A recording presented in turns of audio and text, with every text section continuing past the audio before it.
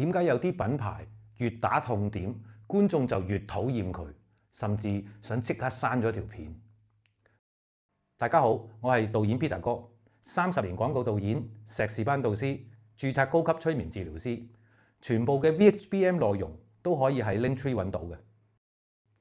好多人學營銷都聽過一句説話，叫做打痛點先有轉化。但問題係痛點本身係一種負面情緒記憶嚟嘅。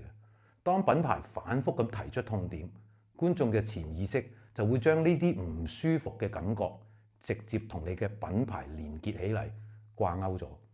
從心理學角度，人腦係會避開令自己產生威脅同羞愧感嘅刺激嘅。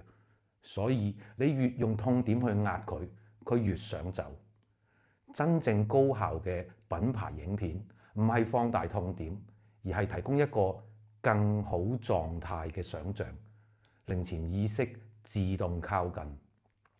喺影片催眠品牌營銷呢個知識系統入面，我哋講求嘅係用影片同潛意識建立安全感、掌控感同希望感，而唔係情緒勒索。當你用錯打痛點策略，其實唔係傷害緊銷售，而係慢慢咁自己毀掉你嘅品牌形象同記憶，而你自己仍然未察覺到。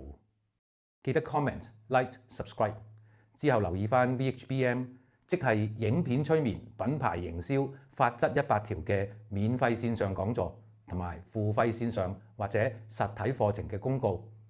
講座課程會教你點樣用影片同埋潛意識，再加埋 AI 嚟達到品牌營銷嘅超高效益。如果有乜嘢影片、品牌營銷嘅問題，都歡迎留言提問，我會盡量回覆嘅。